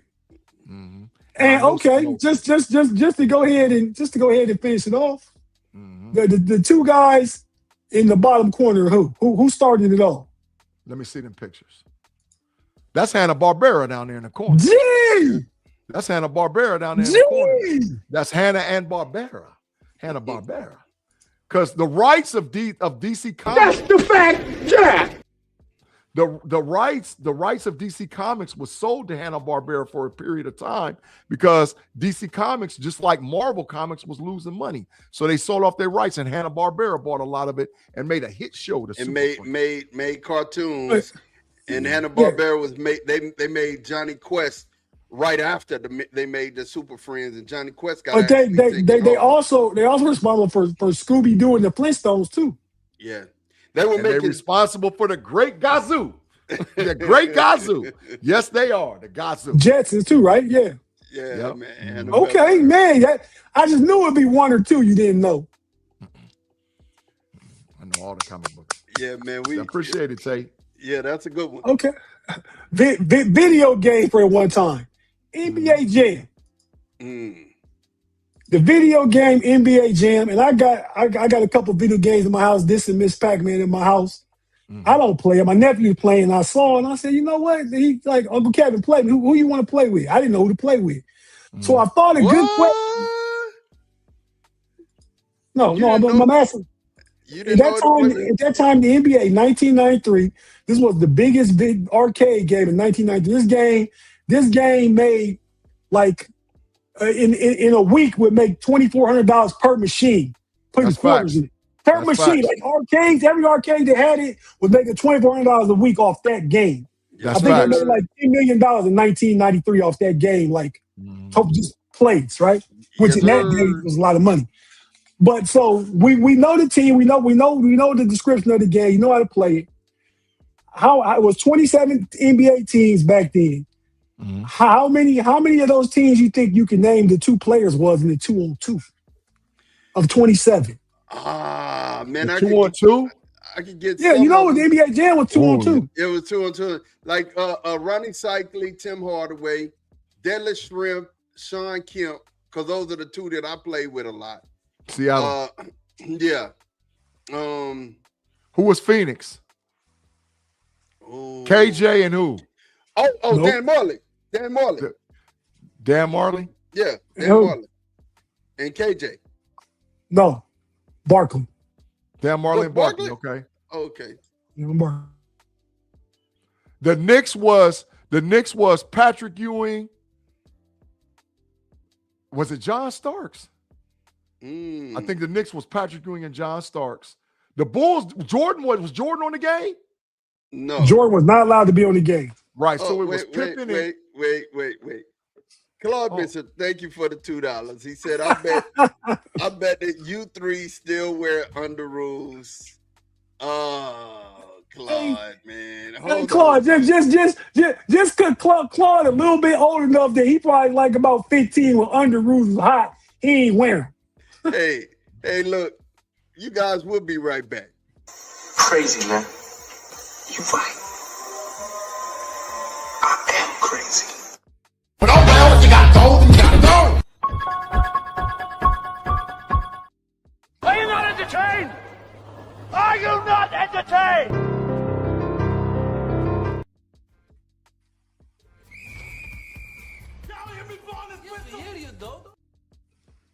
Okay, I got.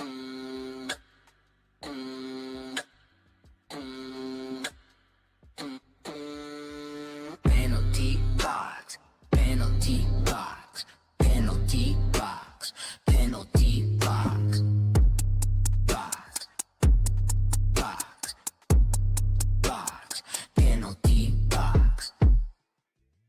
Yeah, I gave you what you needed.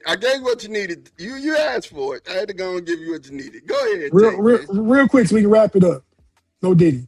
I'm gonna ask you just a couple teams, the more popular teams. Who were the Indiana Pacers too? Reggie Miller and Detlef Schrempf. Yeah. Yep. Big G is right. Reggie Miller and Detlef Schrempf. Utah Jazz. Karl Malone and John Stockton. Exactly. This is a tough one. No, you will get one of these. You won't get two. Seattle Supersonics. I said it. That Sean Kemp and it was Detlef Schrempf. No, it was Detlef Schrempf over there. It was Gary Payton and Sean Kemp. Was it Gary Payton? Nope. No, it wasn't. No, it was Benoit Benjamin. It was Benoit Benjamin. It was Benoit Benjamin? Yeah. We talked about Phoenix, Barkley and Marley. Atlanta Hawks. Dominique Wilkins and Mookie Blaylock. Ooh, good try. Nope. They ain't played the same. They might have played the same time. No, Dominique probably was gone. I give you a hint. Played college at UNLV. Stacey Augmon. Yeah. Stacey Augmon and Dominique. He was right with Dominique. Okay. Golden State. Mitch Richmond and Chris Mullin. Oh, you got one right. You take a chance, shot the other one. It wasn't Mitch Richmond. It wasn't Mitch Richmond. It was Chris Mullin. Yep.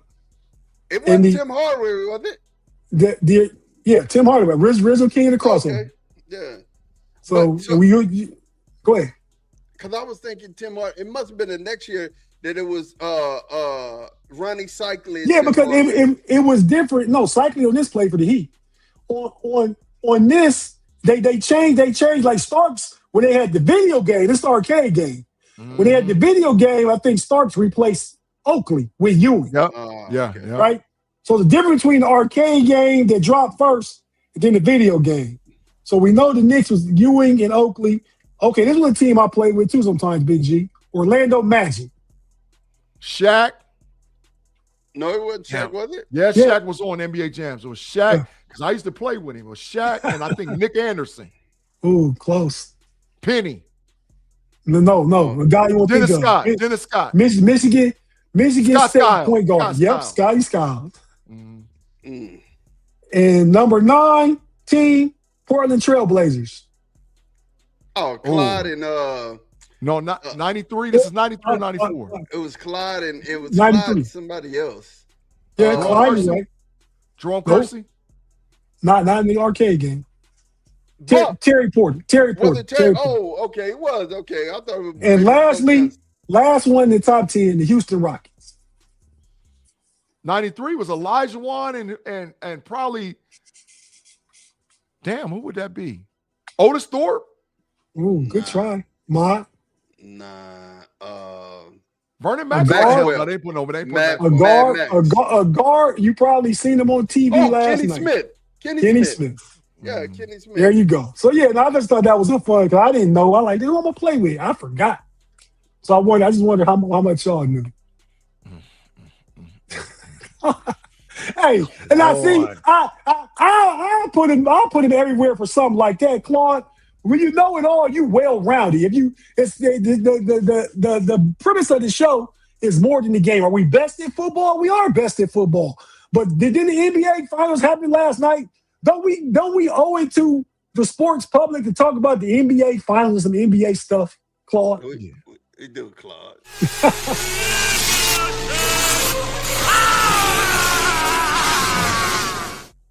Just evil at its finest. You know what I'm saying?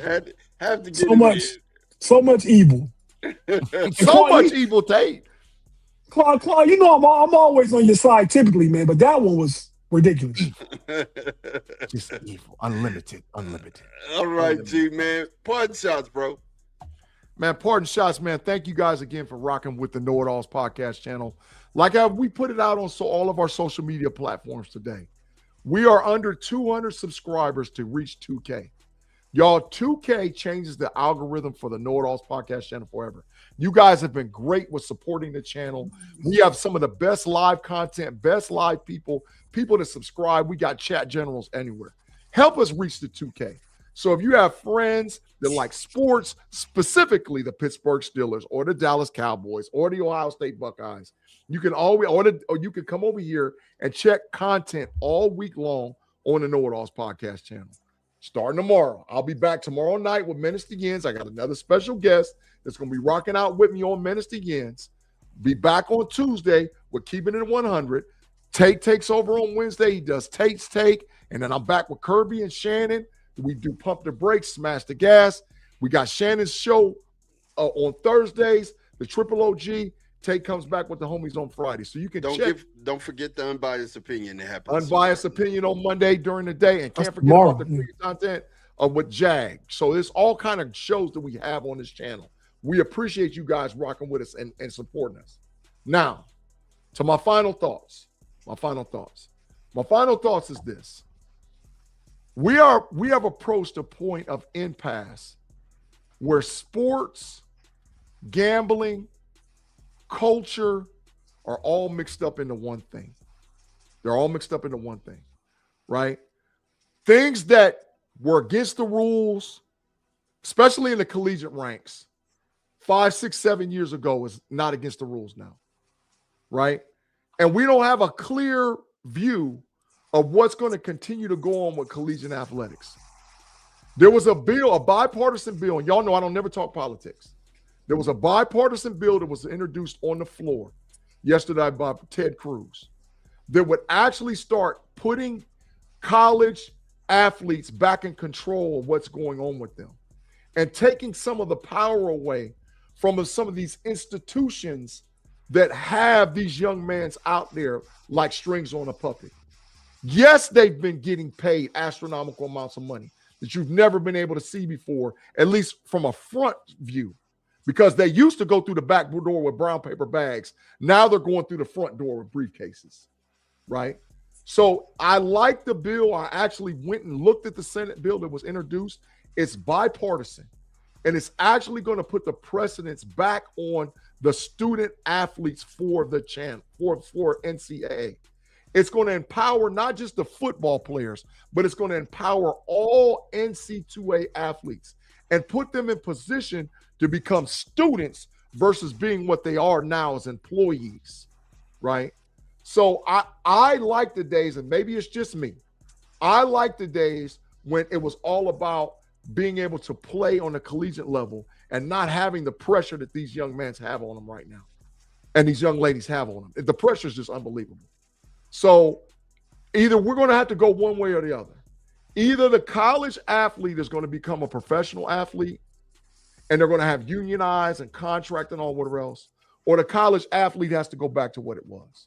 You can't have it both ways because they're in one hand, they're trying to tear the NC2A down, but the other hand, people are becoming billionaires. So I believe it or not, I actually like the bill that Senator Cruz put up on there. If you get an opportunity, go read it, because it actually levels the playing field across the board for these young men and women who are actually supposed to be in college to get an education. Clip it. That's my final thoughts for Big G this week on the KnoItAllz podcast channel. Thomas, thank you so much for the $20. He said, great show as usual, fellas, man. We appreciate you, brother. We appreciate you. And thank you again for the 20. Oh, last thing, Mont. Look for the Level Up College Football podcast. If you've not watched it, not seen it in a while, we took a hiatus for the summer. We have our big meeting this Tuesday. Look for the Level Up College Football podcast to either start back up this Thursday or the following Thursday. We're going to be 6 o'clock p.m. Eastern Standard Time. Level Up College Football podcast.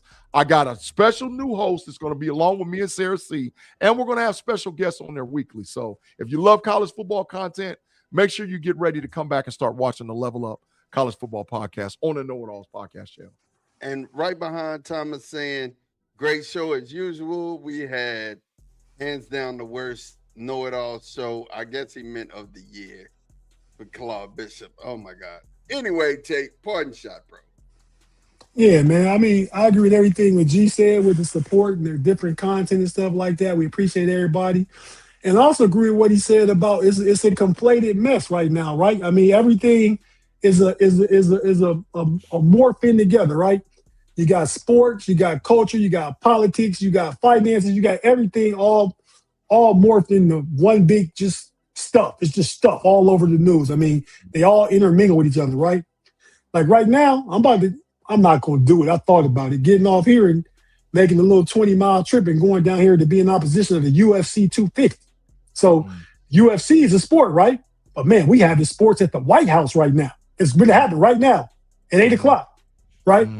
And so I want to say that's where the stuff mixes in together, right? And also, because this was what I was going to say anyway, I want to shout out Derek Coleman, former New York Knicks, Detroit Pistons. I was making up with John Wall. Syracuse, great New Jersey Net, Detroit Piston, long career, really good player, especially at Syracuse. I've been like 3 or 4 time NBA All-Star. He was going to be honored in his home where he was born. He grew up in Michigan, Detroit. But in his home state of Alabama, Mobile, Alabama, in their Sports Hall of Fame induction. But he took a stance and said he wasn't going to go because the Alabama legislature and government redistricting and gerrymandering their districts and stuff. So he took a stand. So many times, some of us athletes and people alike, I mean, entertainers, just if you got a voice, you got a platform, and you speaking out against wrong, then say something. So just shout out to Derek Coleman and much respect for him standing what he believes, whether we believe in it or not. Shout out to him for standing what he believes in. And that's all I got to say. Thanks everybody for tapping in. Check out everything Big G say. Tomorrow starts with Mod's Unbiased Opinion at noon. Big G will be back with Minister Yens. And tomorrow, that might be the last one for the season, I host the NBA Weekly. Claude, I know you won't be turning in because Claude, you obviously want to know Hooper. But I'll be to have that one at 7:35, sometime after Minister Yens, and it'll be probably our last one because basketball season is over. So tap in for that. We'll talk more about the finals and more about the upcoming NBA draft in 2 weeks and talk about that. And I'll be on Steel Curtain Network tomorrow night with Shannon and Daniel J on The Hangover. Yeah, man. We appreciate you, each and every one of you who were in the live chat. We appreciate each and every one of you who gave a super chat. I really appreciate you guys for real. Thank you. Rocking with us, man. Definitely, we are turning up the heat, man. We want to continue to bring you the best content on the web, man, on the interwebs. We want to bring you the best content that we possibly can to make sure that as we begin to matriculate in the podcasting and become better podcasting hosts, that we're also bringing you the best in the graphics, bringing you the best in the content, the intros, everything, man. We want to just up the level and take it up just for you guys, man, because honestly, if it was no you guys, it wouldn't be no us. Wouldn't be no reason to keep doing it. You know what I'm saying? And so I said, I really appreciate it. That said, I really appreciate everything you guys are doing. Real quick, Mods moment. I just want to say something. I want to say something to everybody under the sound of my voice, right? Win today. Stop doing what you're doing. Stop procrastinating. Stop taking your time and say, I'll do it tomorrow. Understand, today's decisions affect tomorrow. Win today. Ask yourself, be real with yourself, man. You know what I'm saying? Do what you need to do. Like yesterday, I walked a mile. Today, I walked a mile and a half. I'm honest with myself now. I have to be, right? You look at Tate. Tate has begun to start his health journey. He's getting right. You can see him slimmed up in the face, looking nice. He's doing this thing, no homo. Real talk. You know what I'm saying? But that's change. That's somebody taking control of their life and saying, look, it stops here. It stops now. I'm going to do what needs to be done. I'm going to work. I'm going to put in the effort, and I'm going to be better. Win today. Stop making excuses for yourself. Oh, man, I'm just so tired from working, and I can't, oh, man. No, stop. Tomorrow's not promised. So, therefore, live life today.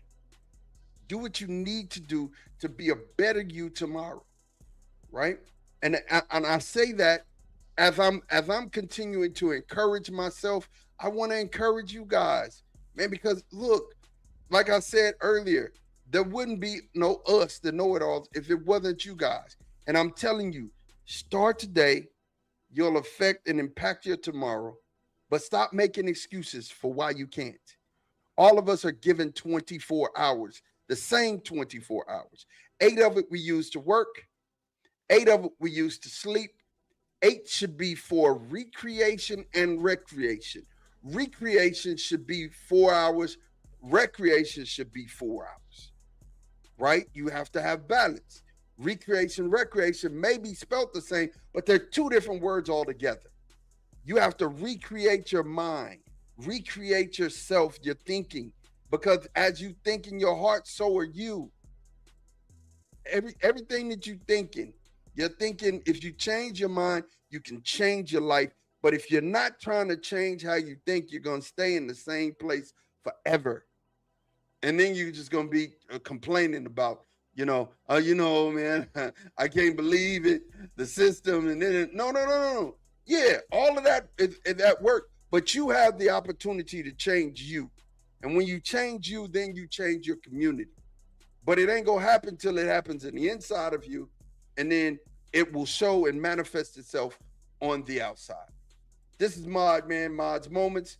I appreciate you guys. Like I said, man, appreciate each and every one of you guys rocking with us, being a part of the Know It All Nation. Make sure that you like and subscribe. Like and subscribe. Like us on Facebook, subscribe on YouTube and Twitch so when we go live, you definitely get those notifications. Put your bells on because, like I said, we got that boxing show that you will be able to see first thing in the morning. That will be there before Mod's Moment. It'll be there. You can check it out. And at 12 p.m. you guys time, East Coast, we're gonna get it in. I'm telling you, we're gonna talk, and I'm excited to talk to you guys later on. But as for myself, you guys have anything? Well, one more thing. It's be real quick. Big G joined the dark side a few months ago, right? I didn't call you and bother you with this one. See, I got in my AirPods. Mm-hmm. Look at this one. Oh God! Friday night with the homie, I went into my mom's room and I was talking to her like, "Dang!" I said, "My headphones." Put in my pocket. Came back here, sat down to finish, downloading the show. Fell out of my pocket. My dog got it that quick. Chewed it up. Chewed it up. So I got one good one here. My Apple don't play. Real quick, got on that phone, boy. Got the engraved version right there, boy. Ordered me some new ones Friday night. Got here yesterday, and I'm good, man. These, but basically, my dog cost me $250, and I tell mine because usually my help me go through. No, and I learn. I don't know what you're talking about. No, you help me go through and learn about Apple. I don't know about Apple products. You help me out. I'm saying so, but I liked my AirPods. Them was the 23 version. Now I got the 26 version. So I'm saying I didn't need your help for that. I just went ahead and made the purchase myself. I'm all. Yeah, we Bishop. appreciate you. Love you, boy. Come on over, G. Come on over to the dark side. No, I got Apple headphones. I got an Apple iMac. I got a tablet. I got an iPad. You there, baby? Phone is next. Never. No, Big G. If you got all that, it makes sense. It only makes sense. They all work together, bro. That part, work G. Together, man. I mean, sit here with this, sit here with this, sit here with this, sit here with this. Come on, G. One more thing. Then you know what, man? Y'all trying to do me like Claude. No, but look, our chat. No more green bubbles. No more green bubbles, man. The stuff that we can share, man. Just the sharing. Sharing is caring. I ain't saying go upgrade now, but when you have to, G, just go on when you have to. You don't gotta go do it now. When you have to, go on and just cross over, man. The anti-apple cut is stronger than the apple cut. It seemed like it, man. Thank you, Pickens, man. Hey, thank you, Pickens, for sure. I appreciate you, bro. I love the friend Sanford. Reference. No, his screen is picture, yeah. Yeah, his picture is there. All right, man. Anybody else got anything before we go, man? Thanks, everybody. As for myself, as for Big G, as for Tate, we are out of here, man. We'll see you same bad time, same bad channel. We out of here. Peace.